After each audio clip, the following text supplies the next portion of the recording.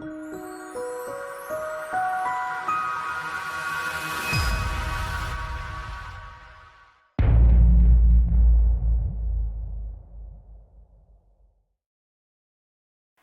back to the Cool FAB British Minibikes Championship. MiniGP50 up next. No Casey O'Gorman in this one either. He sold both of his bikes to go and ride in Spain. Ryan Hitchcock goes off pole. Eddie O'Shea goes off P2. Says one race win. He's actually won the earlier two races before this final race of the season. Harrison Crosby goes off P3. One podium so far. Mason Johnson is the original Littlefinger. Forget the one on Game of Thrones. It's Mason. He's Littlefinger. P5 is Dylan Mellor. He goes off P5 with 3 podiums this year. Manuel Brinton, arguably out of position with 10 podiums this year, going off P6. Off P7, it's Lucas Brown. He's got 1 podium. Ollie Walker has this last race of the season to secure himself a podium if he can. Carl Payne goes off P9, riding the 25 bike, 1 podium to his name. Then comes Alfie Davidson. You'll notice some of these riders racing in more than one class, of course, this weekend. Alessandro Valenti goes off P11. Off P12, it's Harrison McKay, 9 years of age from Lincoln, going off P12. Off P13, it's James Cook. Now, he is well out of position. 4 wins this year, and he's going off P13. And Josh Bannister out of position as well. 8 podiums for him this year. He's got it all to do from P14. P15, it's Taylor Stewart Campbell. P16 is Thomas Gomez, this time on the bike in the correct colours, black and orange.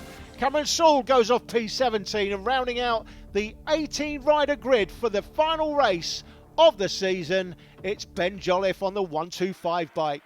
Having already secured the championship, Casey O'Gorman is sitting this one out, and this could be an epic race, Jake. Last race of the year in Cool FAB 2018, and a cracking getaway from Ryan Hitchcock into second place. Is that going to be Dylan Mellor, or is O'Shea going to hang on? Yes, he does, round the outside into second position. So a really cracking start, not for a couple of riders though. That looks like Brinton has lost an awful lot of time. Brinton ran wide there, nearly dropped it on the exit, did well to hold on to it. So Emmanuel Brinton's lost places. He's where's he? 4, 8, 9, 10, looks like he's at 11th for Manuel Brinton. Eddie O'Shea in P2, won both of the earlier races. Ryan Hitchcock out front looking to take his first win of the season. Well, Ryan Hitchcock is just keeping it nice and honest at the moment as he leads the way. Eddie O'Shea and Dylan Mellor in second and third, just settling into a nice rhythm. Fourth place, Lucas Brown, having a really good end to his season as well. Good to see another new name towards the sharp end on merit as Bannister gets a beautiful cheeky move on the inside of Ollie Walker there. Is that a move for the lead? Not quite. Eddie O'Shea has to back down and get back off the power on Ryan Hitchcock, who holds the lead as they come through. I have to say, you shouldn't pick favourites in one particular paddock, but the Metra Kit classes, GP50 and GP70, I absolutely adore. It's as close to pure Moto GP and BSB riding as you're ever going to see in mainland UK at this level. It's absolutely brilliant, and these young riders are already starting to show us that they are the hallmark of fame for the future. Yeah, there's no doubt. Roger Keys, the championship organiser, says MiniGP70 is the premier class in this championship, and this MiniGP50 class is the lead up into it. A fantastic battle we're going to see towards the end of this race then. Here we go, Eddie O'Shea's got a good run and up and over the crest. He's going to take the lead and squeeze out Ryan Hitchcock round the outside. Brilliantly done by Eddie O'Shea. Now if he gets a whisker of speed that he had in the first 2 races, the 2 riders behind are not going to see which way he went, so they've got to be very careful to stay with him in this phase of the race. They cannot afford to let Eddie O'Shea get too far out in front, and Hitchcock's already trying for the undercut to dive back to the inside of the hairpin. He's not quite going to be able to get there, but that's going to keep Eddie O'Shea under a massive octane of pressure, so he's got to be very careful here. They come through the left-hand hairpin once again. A massive combination of S's and hairpins and sequences of very slow corners here at Tattershall, which is why we see so many riders over the years going down here. It's very tricky for bikes at this sort of power to weight ratio go through that slower corner. It really does heighten the senses and it increases your skills. As up the inside, Mellor's going to try. Never going to get through there. Dylan Mellor, his podium in the earlier race was his 4th this year. Here come the rest of them coming towards us. It was Harrison Crosby battling with Alfie Davidson as they came through, and James Cook was in a nice little tussle there, I noticed, with Thomas Gomez. Harrison McKay not far away from that.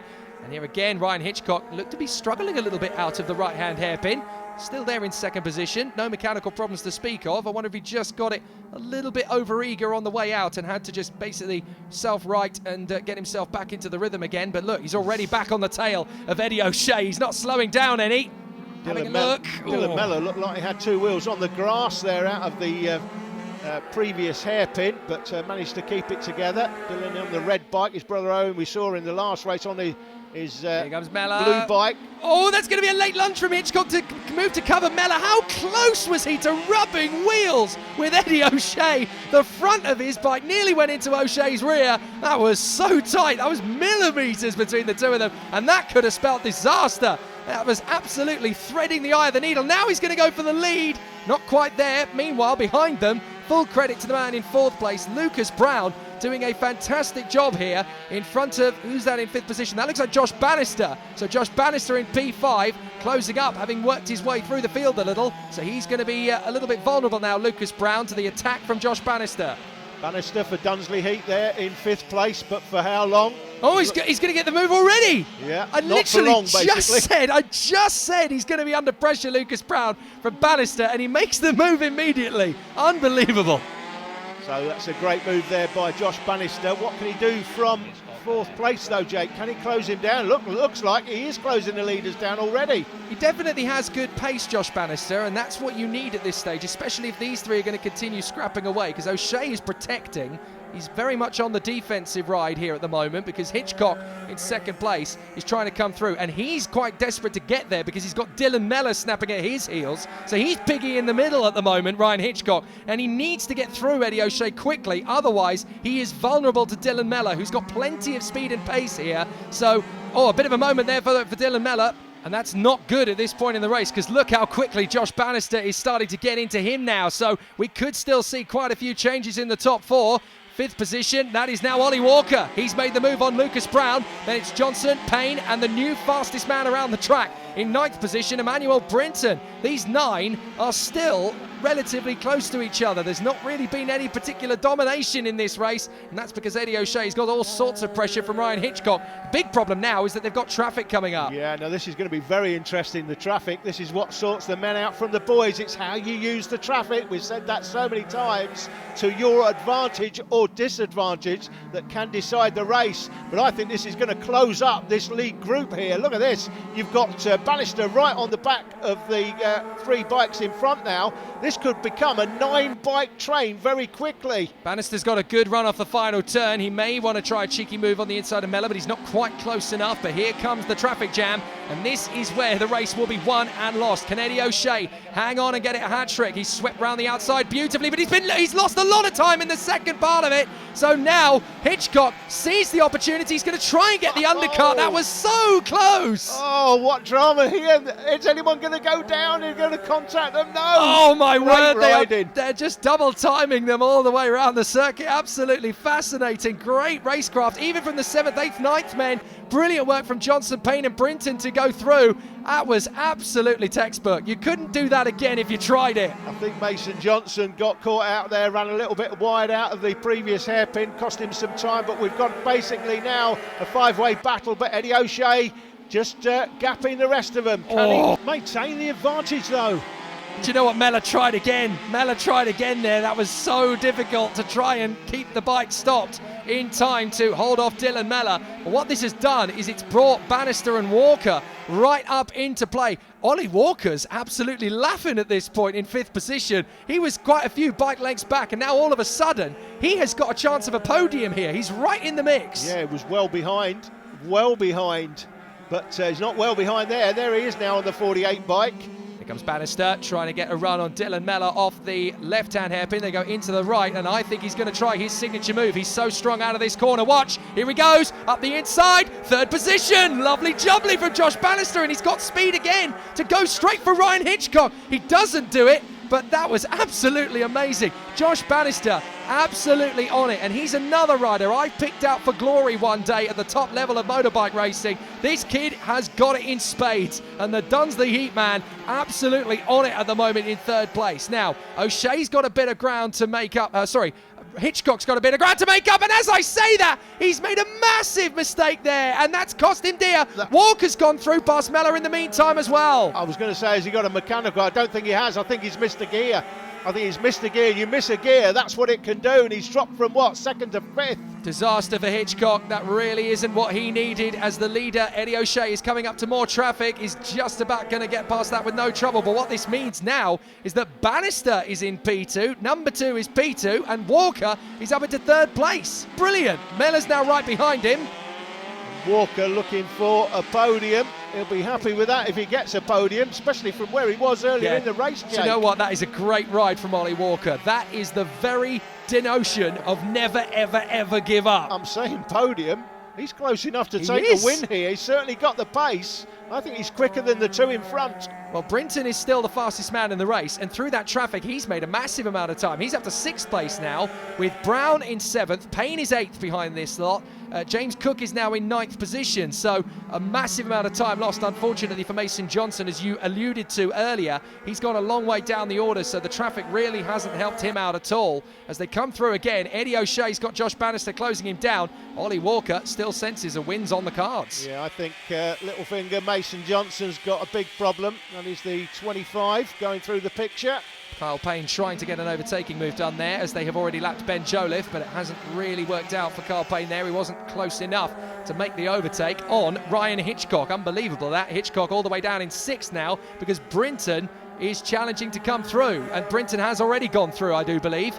Let's have a look back. Oh no, not quite. Brinton is all over the back of him, but he definitely looks as though he is going to make a move on Hitchcock sooner rather than later. I tell you what, that missed gear has definitely changed Hitchcock's race for the worse. Yeah, no doubt about it. He looked like he could be taking a win here earlier in the race, but not now. You miss a gear, it can cause you all sorts of issues. We're into the last lap. And Brinton has got past. You can see that. Oh no, that is Lucas Brown.